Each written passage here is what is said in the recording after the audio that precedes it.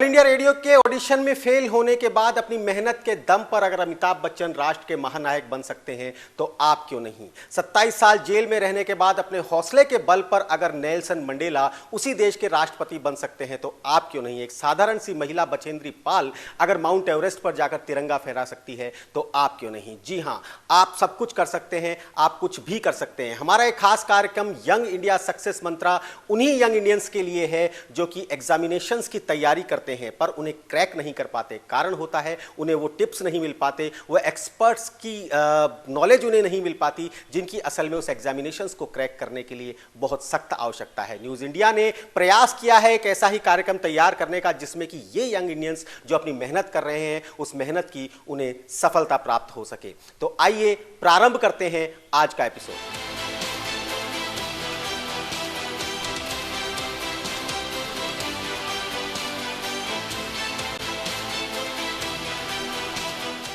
जी हां, young India success मंत्रा में स्वागत है आप सभी का। और आज हम लेकर आए हैं एक ऐसे विशेषज्ञ को, एक ऐसे एक्सपर्ट को जो आपको बताएंगे कि किस प्रकार से आप रीट की परीक्षा में पास हो सकते हैं, किस प्रकार से उस एग्जामिनेशन को क्रैक कर सकते हैं। सबसे पहले मैं आपका परिचय कराता हूं हमारे आज के विशेषज्ञ से।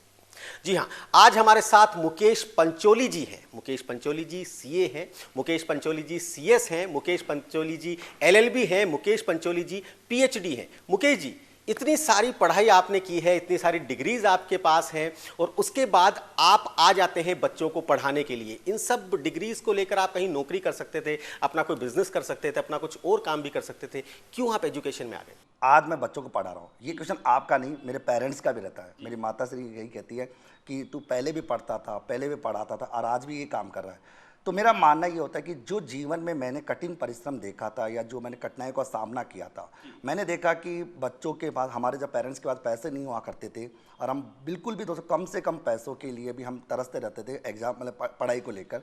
तो मैं चाहता हूँ कि बच्चों को किसी भी हालात में पैसों की वजह से शिक्षा वंचित ना रहे। यही मेरा लक्ष्य रहा और यही मेरा टारगेट रहा। पिछले 20-22 सालों से मेरे को पढ़ाने का ये अनुभव रहा। मैंने बच्चों के लिए दिन रात हमेशा एक मेहनत की है। मैं ये कहते हुए मेरे को मतलब आश्चर्य होगा आप सभी को कि कम से कम समय में बहुत सारी एजुकेशन बच्चों को मैं देता रहता हूँ।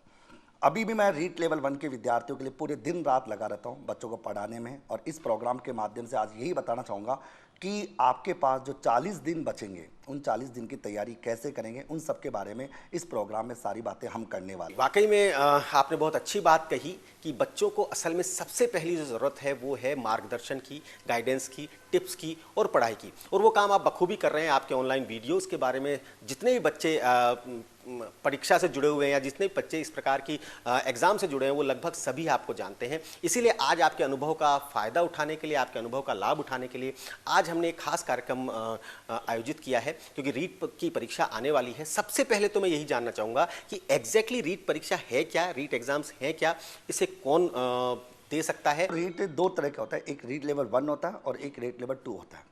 आज इस प्रोग्राम में हम चर्चा करेंगे रीट लेवल 1 के बारे में। रीट लेवल 1 जो होता है, एक तो रीट परीक्षा एक एलिजिबल टेस्ट होता है, 3rd ग्रेड के टीचर्स के लिए होता है। जिस प्रकार नेट होता है उसी प्रकार रीट का होता है। बस नेट होता है कॉलेज लेक्चरर के लिए और रीट होता है अपने 3rd ग्रेड टीचर्स के लिए। ये परीक्षा आपकी रहती है। नेट जेआरएफ तो आपको पता है जैसे साल में 2 बार होता है, लेकिन रीट सरकार के अकॉर्डिंग चलता है। सरकार जब लेते हैं, जैसे ये तीसरा अटेम्प्ट है इसका, 2015 में हुआ था, 2018 में हुआ था, उसके बाद अब 2020 में है, 2021 में होने वाला है। ओके, सबसे पहले बात करेंगे, ठीक है। रीट लेवल 1 को वो विद्यार्थी दे सकता है जिसने बीएसटी कर रखा है। लेकिन अभी सरकार का भी नोटिस था, सरकार ने कहा था जिन्होंने बीएड कर रखा है वो भी रीट लेवल 1 की तैयारी कर सकता है। तो अभी फिलहाल बीएड वालों को भी रीट लेवल 1 के अंतर्गत शामिल किया गया। इससे किस प्रकार की नौकरियां मिलती हैं? लोग अक्सर जब एग्ज़ाम की तरफ जाते हैं तो सबसे पहले उनका लक्ष्य केंद्रित करते हैं, तो यही लक्ष्य केंद्रित करते हैं कि मुझे इस प्रकार के जॉब में जाना है। तो रीट से किस प्रकार की जॉब्स मिलती हैं? रीट के अंदर एक टीचर्स की जॉब मिलती है, 3rd ग्रेड टीचर्स जिसे अपन कहते हैं। टीचर्स 3 तरह के होते हैं, एक होता है 1st ग्रेड, एक होता है 2nd ग्रेड और एक होता है 3rd ग्रेड। एक होता है मेरा असिस्टेंट प्रोफेसर जो कॉलेज लेवल पर होता है। स्कूल लेवल पर 3 कैटेगरी के टीचर होते हैं, एक अपना व्याख्याता होता है, एक अपना वरिष्ठ व्याख्याता होता है और एक अपना 3rd ग्रेड टीचर जिसे अपन कह सकते हैं। तो 1st ग्रेड, 2nd ग्रेड और 3rd ग्रेड। तो रीट को पास करने के बाद अपने को 3rd ग्रेड टीचर की जॉब मिलती है।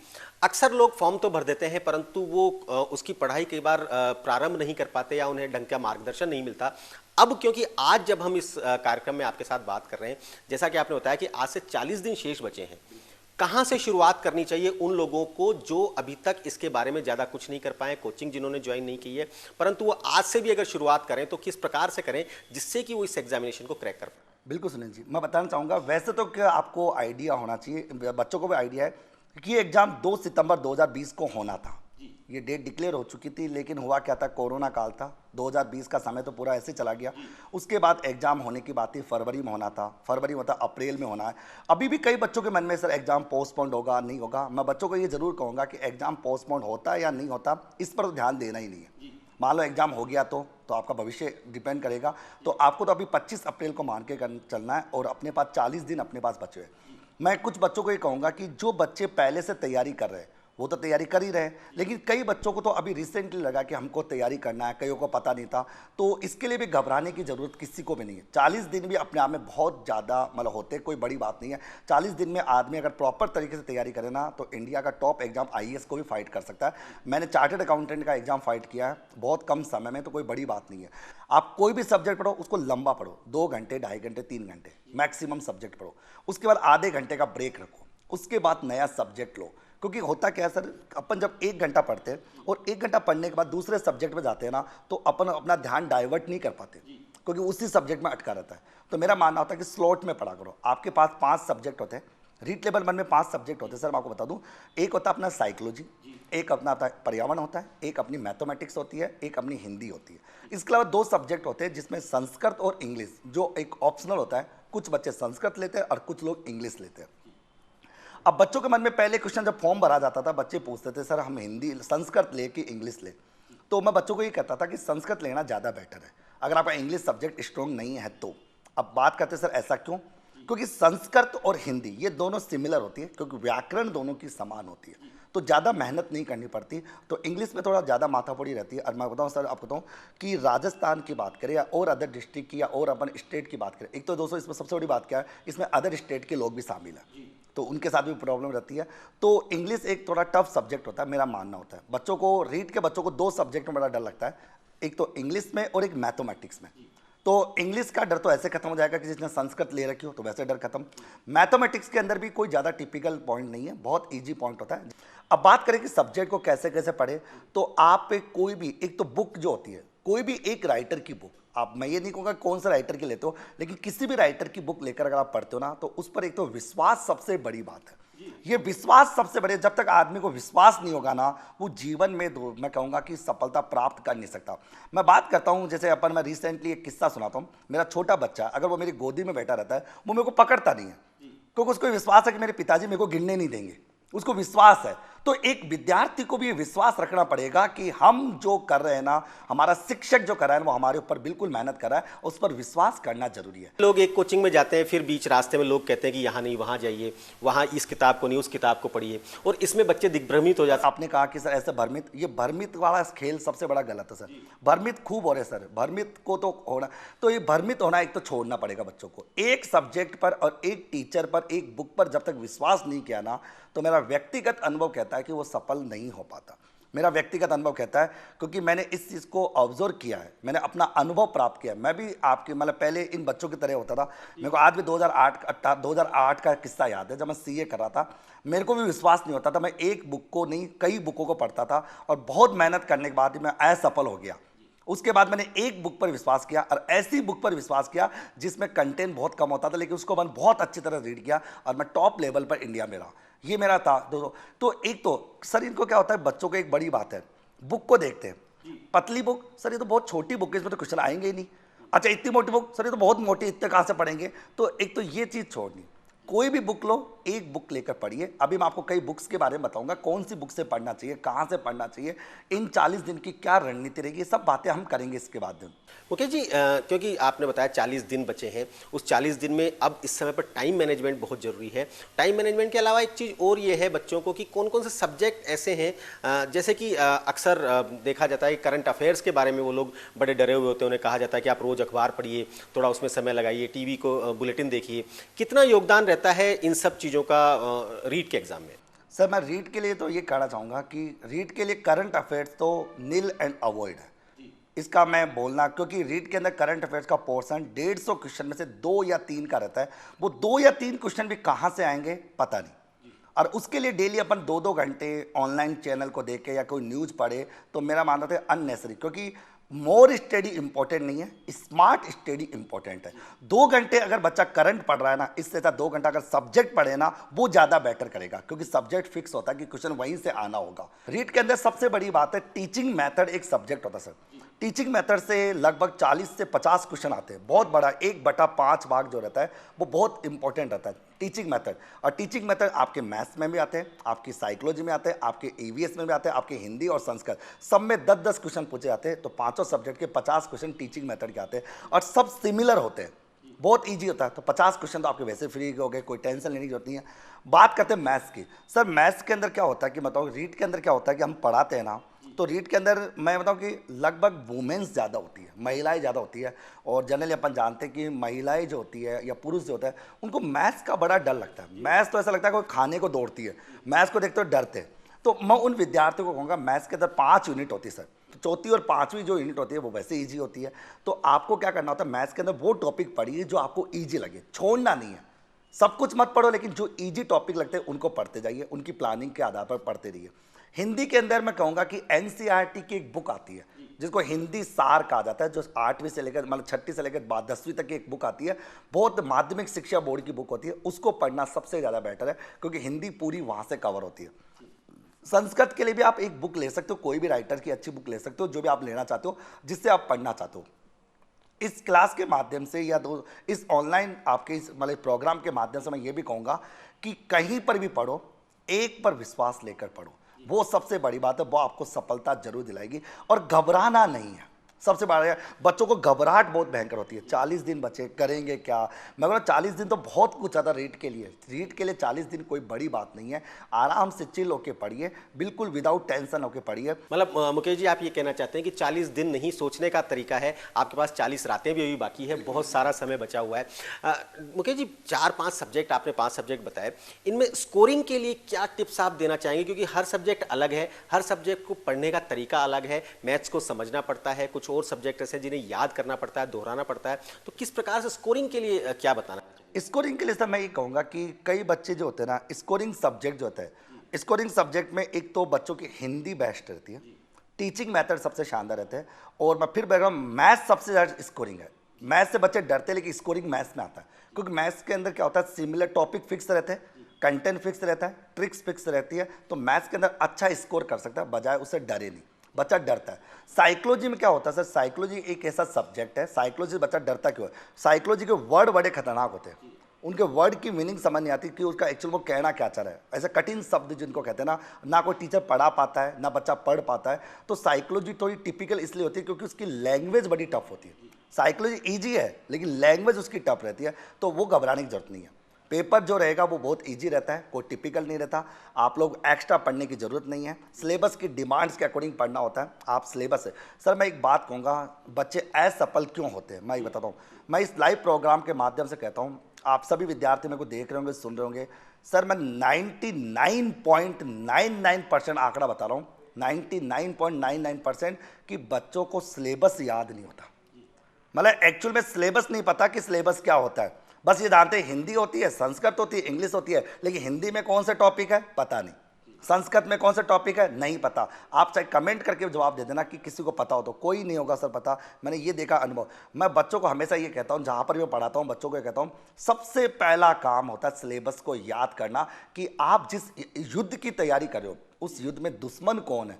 आप अपना सिलेबस हमेशा पास रखा करो, उसको टिक करते जाया करो कि ये टॉपिक मेरा हो गया, इसको मैं कवर कर लिया। इससे क्या होता है, मोटिवेशन मिलता है, आपका मनोबल बढ़ता है, और जब इंसान का मनोबल बढ़ता है तो पेपर हमेशा ईजी लगता है। पंचोली जी, एक बात और बताइए, अक्सर जो बच्चे हैं वो इस चीज़ से घबरा जाते हैं जब उन्हें पता चलता है कि 30,000 वैकेंसी हैं और 16 लाख लोगों ने फॉर्म भरा है, तो उस चीज़ से आधे बच्चे तो वहीं पर हार जाते हैं। वो उसको डिवाइड करते हैं, एक सीट पर इतने लोग हैं, मेरा नंबर कहाँ आएगा। सबसे पहले उससे बाहर कैसे निकले? सर इसके लिए मैं कहूँ, इसके लिए मैं मेरा खुद का एग्जाम्पल लेता हूँ। मैं सर बताना चाहूँगा, चार्टर्ड अकाउंटेंट जो सी होता है ना, वो इंडिया का 3रे नंबर का सबसे टिपिकल एग्जाम है। आईएएस, कैट, इनके बाद अगर सीए की बात करें, हमारे सीए में सर क्या होता है कि जनरली 2% रिजल्ट निकलता था जब मैंने पास किया था। अगर हम ऐसे सोचते क्या 2% में हमारा नंबर आएगा नहीं आएगा, और मैं हिंदी मीडियम से, बच्चे तो इंग्लिश मीडियम के होते हैं, तो ये तो गलत है। अपने को एक सीट चाहिए, और मैं एक बताऊँ कि सर 2015 का मेरे को एक किस्सा याद है। मेरे एक फ्रेंड थे, उनके फर्स्ट ग्रेड के अंदर एक सीट थी, एक सीट, और कई लोगों ने फॉर्म भरा था। मौला सर यार आपका नंबर कहाँ से आएगा, तो उन्हीं का नंबर आया। तो ये तो कहना गलत बात है, ये तो, और उनका नाम भी मैं बताऊंगा, कभी उनसे भी मिलाऊंगा, इस प्रोग्राम में जरूर लाएंगे उनको भी। मतलब एक सीट के लिए पूरे राजस्थान में एक सीट थी और उनका नंबर आ गया था। तो मेरा मानना होता है कि ये सीट वेट का तो सिस्टम खत्म है, क्योंकि 16.5 लाख लोगों ने फॉर्म भरा है। मैं कहूँ सर इसमें 50% को तो ये नहीं पता है रीट होती क्या है, बस फॉर्म भरे जा रहे हैं और अच्छा खासा सरकार का बजट अच्छा सही चल रहा है, सर काम हो रहा है अपना, तो ये कोई इशू नहीं है। तो आपको ये तो लड़ने की जरूरत नहीं है। उसमें से आधों को पता नहीं और आधे एग्जाम देने नहीं आएंगे, क्योंकि सर एग्जाम होगा बाहर। कई तो जैसे मालूम MP से आ रहे हैं, बोला राजस्थान में सेंटर आया, वो आएगा ही नहीं, अरे यार कौन जाएगा, तैयारी है नहीं वो वगैरह, तो आधे तो वैसे खत्म हो जाएंगे। तो जनरली जो तैयारी होती है ना सर, बताऊँगा 31,000 पोस्टें हैं, उसमें से लगभग मैं आंकड़ा बताऊँ ना 70-80 हज़ार लोगों के बीच में कंपटीशन है। पढ़ने वाले वही है। हम कई बार लाइव पढ़ाते सर, बच्चे कमेंट करते रहते हैं, मेरे को गुस्सा भी आता है, उन पर दया भी आती है। गुस्सा इसलिए आता है कि टाइम खराब कर रहे हैं, क्यों अपने घर वालों का पैसा खराब करे, और दया इसलिए आती है कि ये भविष्य के साथ फिर वही सुसाइड करना, फिर आत्महत्या कर लिया, फिर सरकार के ऊपर आरोप लगेगा इसने सुसाइड कर लिया, उसने वो कर लिया होगा। पता है नहीं कि बच्चा खुद सुसाइड करने का काम कर रहा था। अगर पढ़ना होता तो जीवन में सफल जरूर हो जाता। जो भी आप बोलते हैं वो इस यूनिवर्स में कहीं ना कहीं रहता है। अगर आप पॉजिटिव बोलेंगे तो जरूर आपके साथ पॉजिटिव ही होगा। बिल्कुल सही कहा है किसी ने कि कोई भी लक्ष्य मनुष्य के हौसलों से बड़ा नहीं, हारा वही जो मन से लड़ा नहीं करके। और आज हमारे साथ में, जैसा कि मैंने पहले बताया, जिन लोगों ने अपना टेलीविजन सेट थोड़ा सा लेट ऑन किया है, उन्हें बता दें कि आज हमारे साथ में मुकेश पंचोली जी हैं, जो कि रीट के एग्जाम के एक्सपर्ट माने जाते हैं। बहुत सारे सब्जेक्ट पढ़ाते हैं हालांकि, परंतु आज हमने इन्हें रीट के एग्जाम को किस प्रकार से क्रैक करें उसके बारे में जानने के लिए बुलाया। मुकेश जी, बहुत सारी बातें आपने बताई। एक छोटी सी चीज़ जो मैं जानना चाहता हूँ वो है कि बच्चों को हमेशा ये रहता है कि मैं कुछ स्टडी मटेरियल्स ऐसे इकट्ठे करूँ, नोट्स कहाँ से लूँ, टेस्ट सीरीज कहाँ से लूँ, इन सब का अरेंजमेंट वो कैसे करें, सिलेक्शन कैसे करें? सर मैं इसके लिए कहना चाहूँगा कि एंड मोमेंट जब बचता है, लास्ट के 15-20 दिन बचते हैं, उस समय लोगों को या विद्यार्थियों को जो भी है टेस्ट सीरीज पर ही फोकस करना चाहिए। जो पढ़ लिया उसको रख देना चाहिए, उसके बाद अपना खुद का इवोल्यूशन करना जरूरी है, आकलन करना जरूरी है। क्योंकि अगर आकलन नहीं कर पाएगा तो बच्चा समझ नहीं पाएगा मेरे को कितना आता है या कितना नहीं आता। लेकिन इसके दो फर्क होते हैं सर, इसका सकारात्मक और नकारात्मक दोनों होता है। अगर बच्चे को समझ में आने लग जाता है तो उसका मनोबल अपने आप बढ़ जाता है। लेकिन अगर वो कई टेस्ट सीरीज को ज्वाइन करता है तो टेस्ट सीरीज ज्वाइन करने के बाद अगर उसमें नेगेटिव आने लग जाता है तो उसका मनोबल डाउन भी हो सकता है। हालांकि इससे बच्चे को घबराना नहीं है। मैं कहना चाहूँगा कि कोई भी टेस्ट सीरीज ज्वाइन करो, 1 या 2 टेस्ट सीरीज आप अच्छी ज्वाइन कर सकते हो। जैसे अभी रिसेंटली कोचिंग वालेज ऐप में भी एक टेस्ट सीरीज शुरू की गई है, जिसको मैंने खुद ने देखा है, वो भी अपने आप में बेस्ट टेस्ट सीरीज है, क्योंकि मैंने उसको खुद ऑब्जर्व किया, मैंने देखा कि अपने हिसाब से सही है। तो आप कोई भी ज्वाइन कर सकते हो सर, मेरा ये नहीं कहना पर्टिकुलर मेरा किसी को नहीं है। आप कोई भी टेस्ट सीरीज ज्वाइन कीजिए, आप उसको सोल्व कीजिए और उसकी प्रैक्टिस कीजिए। उसके आपका क्या होगा, एक मनोबल डेवलप होगा कि हाँ हमारी तैयारी प्रॉपर है और हम इस एग्जाम्स के लिए बिल्कुल तैयार हो चुके हैं। ओके, लेकिन अगर टेस्ट सीरीज के बाद भी अगर आपका मनोबल डाउन होता तो भी आपको टेस्ट सीरीज ही रखना है, क्योंकि आपका समय कम रहेगा। लास्ट के 15 से 20 दिन आपको इसी पर फोकस आपको करना चाहिए। मेरे साथ आपने सब सब्जेक्ट के बारे में बताया। ईवीएस शायद कहीं रह गया, ईवीएस की तैयारी कैसे करें, वो भी थोड़ा सा जो स्टूडेंट्स होते हैं उनके लिए एक अलग सा सब्जेक्ट होता है, उसकी स्ट्रेटेजी कैसे? सर ईवीएस अपने आप में अलग सब्जेक्ट इसलिए होता है कि वो ईवीएस नहीं है, उसे अपन पर्यावरण अध्ययन बोलते हैं ना, उसके अंदर सब कुछ है। उसमें सर ज्योग्राफी भी आती है, उसमें पॉलिटिकल भी आती है, उसमें हिस्ट्री भी आती है, उसमें टीचिंग मेथड भी आता है, उसके अंदर साइंस भी आती है, उसके अंदर सोशोलॉजी भी आती है। तो वो कोई अपने आप में खुद सब्जेक्ट नहीं है, वो कई सब्जेक्ट का एक मिला जुला रूप है। और जनरली उसको कोई पढ़ा नहीं पाता ईवीएस को लेकर, और क्वेश्चन वहाँ से भी 30 आते हैं। उसका सिलेबस बहुत बड़ा होता है, क्योंकि इसमें बहुत सारे सब्जेक्ट मिले जुले होते हैं, तो उसकी तैयारी भी बेस्ट होती है। कहीं ना कहीं आप उसकी तैयारी भी कर सकते हो। और मेरा मानना होता है ईवीएस के लिए सबसे इंपॉर्टेंट है सर एनसीईआरटी की किताबें, प्राइमरी लेवल की जो बुक्स होती है वो सबसे ज़्यादा मैटर करती है, क्योंकि क्वेश्चन वहीं से बनने वाले हैं। वक्त आता है जैसे जैसे एग्जाम पास में आते जाता है, जैसे जैसे एग्जाम्स की डेट्स पास में आती जाती है, वैसे वैसे बच्चों की धड़कनें बढ़ती जाती है, स्टूडेंट्स जो है घबराने लगते हैं। सर इसके बारे में एक बात कहूँगा सर, जब धड़कनें बढ़ती ना, ये मेरा व्यक्तिगत अनुभव कहता है, जिस विद्यार्थी को एग्जाम से पहले डर लगता है ना, वो जरूर सफल होता है। डर उसी को लगता है जिसने मेहनत की होगी। बाकी सर क्या होता है कि जो मेहनत नहीं करता उसको पता है कि फेल होना है, होगा तो ठीक है, नहीं तो कोई बात नहीं है। तो डर आना भी जरूरी है, और आएगा सर, डर तो आएगा। जिसने मेहनत की होगी ना उसको एग्जाम से पहले डर लगेगा, लेकिन घबराना नहीं है। क्योंकि डर, जैसे डर कई बार हमको भी लगता है, हम पढ़ाते हैं ना, कई बार ये सोचते हैं यार एग्जाम में नहीं आए तो क्या होगा। ये डर इसलिए लगता है क्योंकि हमने मेहनत की। बाकी यूट्यूबर को डर नहीं लगता, उनको पता है पढ़ाते हैं नहीं, तो डर किस बात का, कोई गाली किसी को मिलेगी नहीं, कुछ होगा नहीं, कुछ मतलब है नहीं। क्या रहना चाहिए परीक्षा से 7 दिन पहले स्टूडेंट्स की क्रियाकलाप क्या रहनी चाहिए, उनकी एक्टिविटीज़ क्या रहनी चाहिए, किस प्रकार से वो अब अगले 7 दिन के लिए अपने आप को प्रिपेयर करें? मैं बहुत अच्छी बताऊंगा सर। मैंने अभी रिसेंटली थोड़े दिन पहले अभी 48 घंटे की एक क्लास रखी थी। मैंने बच्चों को पढ़ने के तरीके सिखाए थे। कोई बुक होती है, उस बुक को पढ़िए, उसके बाद जैसे बुक का एक पैराग्राफ है, उस पैराग्राफ को पूरा इंपॉर्टेंट होता है, उस पैराग्राफ में से 2-3 वर्ड ऐसे होते हैं जो इंपॉर्टेंट होते हैं। बच्चों को हमेशा उन 2-3 वर्ड को की पॉइंट बनाकर साइड में लिखना चाहिए। मैं बच्चों को कई बार कहता हूं सर, बच्चों को समझाता हूं कि आप एक पेज में से 7-8 पॉइंट की पॉइंट उठा लो और उनको आप एक साइड में लिख लो। एग्जाम से 7-8 दिन पहले अगर आप उन की पॉइंट्स को पढ़ोगे ना, तो आप आराम से पूरा रिवीजन कर सकते हो, बजाय कि आप पूरा पढ़ने से। जैसे आपने एक पढ़ा, एक कोई पैराग्राफ है, उस पैराग्राफ में मान लो 30 लाइन है। अब 30 लाइन तो इंपॉर्टेंट होती नहीं है। जैसे आज अपना ये प्रोग्राम है, इस प्रोग्राम के भी कुछ कीवर्ड्स होते हैं जिसके आधार पर अपन ये समझ जाते हैं कि प्रोग्राम में क्या होने वाला है। वही चीज़ होती है कि एक पेज के अंदर कुछ ऐसे वर्ड होते हैं, जैसे पिक्चर होती है, पिक्चर का एक टाइटल ही तो होता है, उस पिक्चर से अपन समझ जाते हैं कि पिक्चर में क्या होगा, कौन किरदार होगा, क्या भूमिका होगी, वो सब कुछ हम समझ जाते हैं। अक्सर 40 दिन या 30 दिन या 15 दिन का समय जब बचता है, लोग टीवी बंद कर देते हैं, मोबाइल को बंद करके रख देते हैं, बहुत सारे एंटरटेनमेंट बंद कर देते हैं। कहाँ तक सही है वो? सर मैं व्यक्तिगत ना सर, मैं डेली अब बच्चों को बोलना चाहूँगा, मैं इतना पढ़ाने के बाद आधा 1 घंटा मूवी देखता हूँ सर। इसका रीज़न बताता हूँ। मूवी देखने के 2 रीज़न है। एक तो था पर एंटरटेनमेंट के लिए देख रहे हैं, टाइम पास हो रहा है, मज़े आ रहे हैं। नहीं, अगर आपको सीखने के लिए पढ़ोगे ना तो ज़्यादा इंपॉर्टेंट रहेगा। मैं सर RS IAS को इकोनॉमिक्स पढ़ाता हूँ। जब अपन रोड से गुजरते हैं ना सर, इकोनॉमी, मैंने देखा जीवन में 4-5 क्वेश्चन ऐसे देखे जो रोडों पर है, जिनका आंसर रोडों पर है। जैसे अभी बात करें इंदिरा रसोई योजना, खूब जगह लगी हुई है, क्वेश्चन आ जाते हैं एग्जाम में, ठीक है। अटल आवास योजना खूब रहती है, कई बच्चे वहाँ खड़े रहते हैं।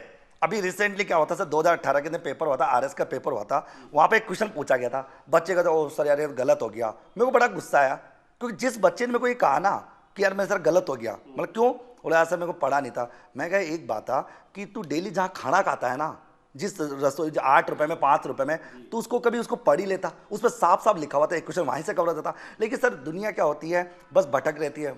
मूवी देखने जाते हैं, बस गाने चल रहे हैं, मजे आ रहे हैं, उसको सीखते नहीं सर। सीखना बहुत जरूरी बात है। सीखने के लिए कोई काम, जैसे अभी अपना प्रोग्राम चल रहा है, अब कई तो कमेंट करेंगे मजे आ रहे हैं, ये आ रहा है, अगर इसको कोई सीखने के लिए पढ़ेगा ना, वो जीवन में सफल हो जाएगा। और एक दिन पहले जब कल एग्जाम है, उस समय क्या करना चाहिए?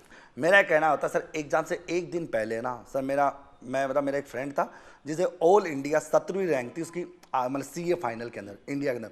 वो एग्जाम से एक दिन पहले मूवी देखने जाते थे, फुल मूवी देखते थे, घूमते थे, फिरते थे, मजे करते थे। एग्जाम से एक दिन पहले बिल्कुल नहीं पढ़ते, क्योंकि सर दिमाग क्या कहता है कि रिलैक्स, जब दिमाग आराम होता है ना, रिलैक्स होता है ना, तो अपना रिकॉल करता है, फिर पुरानी बातें रिकॉल करता है। लेकिन जैसे अपने एग्जाम से 2-3 घंटे भी पहले पढ़ते हैं ना, तो फिर वो टेंशन रहती है, और यार अभी पढ़ा था। तो एग्जाम से 24 घंटे पहले कम से कम पढ़ाई को स्टॉप कर देना चाहिए, बिल्कुल नहीं पढ़ना चाहिए, सब कुछ बंद कर देना चाहिए। जो पढ़ लिया वो पढ़ लिया, इसके बाद कुछ भी नहीं पढ़ना चाहिए। ये मेरा व्यक्तिगत अनुभव कहता है, इसमें मैंने कई बार ऑब्जर्व किया। हम सर एग्जाम से, अच्छा सर इसमें क्या होता है, कई बच्चे नहीं कर पाते, इसका भी तरीका होता है। हम जब नोट्स रखते थे ना, नोट्स को फाड़ देते थे। नोट्स को फाड़ने का मतलब क्या होता है, नोट्स होते नहीं थे, तो टेंस अब पढ़े कहाँ से। जब तक अपने सामने नोट्स रहेंगे, मन करेगा उठा लूँ, पढ़ लूँ, मन करेगा, क्योंकि मन बड़ा चंचल है सर। सिगमंड फ्रायड ने कहा ना कि चेतन अचेतन अर्धचेतन, वो चलता रहेगा। ओके जी, अभी तक हमने जो बातें की वो एक तरह से वो बातें हैं जो कि युद्ध में उतरने से पहले की है। अब मैं आपसे वो जानना चाहता हूं कि आज बच्चा जो है युद्ध के मैदान में उतर चुका है, मतलब कि परीक्षा हॉल में बैठा है, वहां पर वो उसके सामने पेपर आता है, वहां पर उसे किस प्रकार से उसकी शुरुआत करनी चाहिए, क्योंकि कुछ प्रश्न उसमें ऐसे होते हैं जो उसे बिल्कुल नहीं आते, कुछ में उसे डाउट होता है और कुछ बहुत अच्छे आते हैं। क्या कहना चाहिए सर? मैं इसमें कहना चाहूँगा कि विद्यार्थी को सबसे पहले उस पेपर को सोल्व करना चाहिए जो उसको आता है। जैसे सपोज को साइकोलॉजी आती है, साइकोलॉजी मान लो 3रे नंबर पे है, तो वहाँ डायरेक्ट 3रे नंबर पे जाए, पहले नंबर पे ना जाए। सर बच्चे एग्जाम में एक गलती करते हैं, पहले क्वेश्चन टिक कर लेते हैं, ओमार शीट बाद में भरते हैं। ये मैंने कई बार देखा सर, कई बार बच्चे एक क्वेश्चन ऊपर होते हैं, वो सारा सीक्वेंस बिगड़ जाता है और उसका भविष्य खराब हो जाता है। आपको जैसे क्वेश्चन आए वैसे उसका आंसर करते जाओ। कई बच्चे क्या करते हैं, पहले क्वेश्चन कर लेते हैं, उसके बाद ओमार शीट भरते हैं, और जल्दबाजी में वो एक ऊपर नीचे हो जाता है, और एक ऊपर नीचे होते हैं सर उसका सारा भविष्य चौपट। और ऐसा मैंने एक बार नहीं, अनेकों बार मेरे टॉपर से टॉपर स्टूडेंट के साथ ऐसा हुआ है, जो वाकई में ब्रिलियंट थे, लेकिन अपने क्या होता है कि लास्ट में ओमार शीट भरने के कारण उनका सारा सीक्वेंस बिगड़ जाता है। आपको जैसा क्वेश्चन आए उसको कर लो, जहां डाउट लगे वहां बाद में करना। चारों क्वेश्चन में डाउट लगे उसको नहीं करना, क्योंकि नेगेटिव मार्किंग है। लेकिन अगर 2 क्वेश्चन में डाउट है तो आप थोड़ा बहुत वहाँ पर कर सकते हो, क्योंकि नेगेटिव मार्किंग इतना वो लोड नहीं होती है। और आपको लगता है कि आपके क्वेश्चन बहुत ज़्यादा हो चुके हैं, सारे लगभग सही हो रहे हैं, अगर 100 से ज़्यादा सही है तो वहाँ पर आप 10-15 क्वेश्चनों में आप डाउट्स वाले भी कर सकते हो, कोई ज़्यादा रिस्क ले सकते हो। लेकिन ज़्यादा रिस्क नहीं लेना होता, क्योंकि एग्जाम्स के अंदर ज़्यादा रिस्क लेना बहुत दिक्कत होती है। अगर आपको लगता है कि सारे डाउट हैं तो फिर उसका तो कोई इशू है नहीं। तो मेरा मानना होता है जो पहले क्वेश्चन आए उसको करते जाइए और hand to hand OMR sheet भरते जाइए। हालांकि सर इतना बोलने के बाद बच्चे नहीं करते, इतना बोल रहे तो भी बच्चे नहीं करते। तो वो मैंने देखा सर अभी रिसेंटली 2019-20 के अंदर पेपर हुआ था फर्स्ट ग्रेड का, मेरा एक ब्रिलियंट स्टूडेंट था, उसने ये बड़ी गलती कर दी थी, उसने सारे क्वेश्चन सोल्व कर लिए, ओमार शीट बढ़ा, एक क्वेश्चन उसको नहीं आता था, लेकिन उसने क्या किया, 10वें नंबर का क्वेश्चन नहीं आया बाकी यार, तो उसने 11वें का आंसर 10वें भर दिया, वो सारा सीक्वेंस ऊपर की ओर चला गया और सारी ओमार शीट क्या होगी खराब। तो वो बड़ी गलती होती है, बच्चों की सारी गलती होती है। बच्चों के साथ एक गलती और होती है सर, जब वो ओमार शीट को भरते ना तो वहाँ पर नाम गलत हो गया तो घबरा जाते हैं। आपको एग्जाम के समय घबराहट तो लेनी ही नहीं है, जो हो गया वो हो गया, नाम गलत हो गया हो जाने दो, कोई दिक्कत नहीं, वो बात की बात देखेंगे, पहले पेपर सोल्व कर लो, क्योंकि सर हर चीज़ का समाधान होता है। रोल नंबर गलत नहीं होना चाहिए, बाकी तो सब संभाल लेंगे, रोल नंबर गलत होता है वो नहीं होना चाहिए। रोल नंबर नहीं समझेंगे, नाम आम तो सब समझ, नाम आम तो सब सुधर जाते, कोई बड़ी बात नहीं है। रोल नंबर भरते समय ध्यान रखो, बाकी तो कुछ नहीं, सिग्नेचर क्या हो गया, नाम क्या हो गया, डजंट मैटर। कुछ लोग सफल नहीं हो पाते, उसके बाद निराश हो जाते हैं, अगले एग्जाम को देने की हिम्मत ही नहीं करते, उन लोगों के लिए क्या कहना है? सर ऐसा तो मेरा मानना था, ये निराशा तो सर होनी नहीं चाहिए। पहली बात तो, सबसे पहली बात तो सफल होना या ना होना ये सब किस्मत की बातें होती है, भविष्य की बातें होती है। मैं किस्मत को नहीं मानता, लेकिन फिर भी मैं कहता हूँ कि 40% सर किस्मत साथ देती है। मैं ये भगवान इनको होता है ना, अपन कई बार नहीं मानते इनको, क्योंकि मेहनत को मानते हैं। तो मेरा मानना था कि 40% किस्मत साथ देती। कई लोग ऐसे होते हैं सर जो मेहनत करते हैं लेकिन उनकी किस्मत साथ नहीं देती, ऐसा होता है, कोई बड़ी बात नहीं, क्योंकि इन चीज़ों को भी मानना पड़ता है अपने को। लेकिन सफलता या असफलता ये कोई बड़ी बात नहीं है, अगले एग्जाम्स की तैयारी करो, बहुत एग्जाम होते हैं जीवन में, बहुत सारी चीज़ें होती करने के लिए, ये कोई बड़ी बात नहीं कि हमारा जीवन इसी के ऊपर टिका हुआ है, ये कोई बड़ी बात नहीं। हमारे जीवन में और भी बहुत सारी होती है। हताश निराश होना ये कायर लोगों की बात है। सर मैं मेरे बारे में बता दूं, हमने जो जीवन में देखा है ना, इतनी कठिन परिस्थितियां, आज के लोगों को तो कोई कठिन परिस्थिति, आजकल तो मोबाइल हाथ में, सब कुछ हाथ में, एवरीथिंग, सारी फैसिलिटी हाथ में, हमारे टाइम वो भी नहीं हुआ करता था। तो निराश होना तो मतलब एक कायरता की बात है, और जो निराश हो जाए उसको तो फिर पढ़ाई नहीं करनी चाहिए, छोड़ देना चाहिए मेरा मानना। तो आपको ये निराशा नहीं होनी चाहिए, क्योंकि आगे भी एग्जाम होंगे, बहुत सारे एग्जाम्स होते हैं जीवन में, बहुत सारे काम होते हैं, बहुत सारे अपने जीवन के पल होते हैं। कहा जाता है सर, अपने कहते हैं कि इंसान अपने 30 साल 40 साल की उम्र में अगर 2 घंटे के अंदर निराश हो जाता है तो इसका मतलब वो कायर है। नहीं होना चाहिए निराश, आगे की ओर मेहनत करना चाहिए। आपने मेहनत की है, आपने तरीके से पढ़ाई की है, होना या ना होना वो अपने नेकी कर दरिया में डाल, अगर पास हो गए तो ठीक है, नहीं कोई बात नहीं, इश्यू नहीं है। तो आपको आगे की तैयारी करते रहना चाहिए। तो बच्चों की निराशा तो नहीं होनी चाहिए सर। मुकेश जी बहुत अच्छा लगा आप आज हमारे स्टूडियो में आए। मैं चाहूँगा हमारे स्टूडेंट्स के लिए क्या संदेश आप देना चाहेंगे? सर मैं यही कहना चाहूँगा कि 25 अप्रैल 2021 आ रही है, आप सभी लोग दिल से मेहनत कर रहे हो और आपको सफलता जरूर मिलेगी। मेरी तरफ से और न्यूज़ इंडिया की तरफ से आप सभी को ऑल द बेस्ट, आप सफल हो।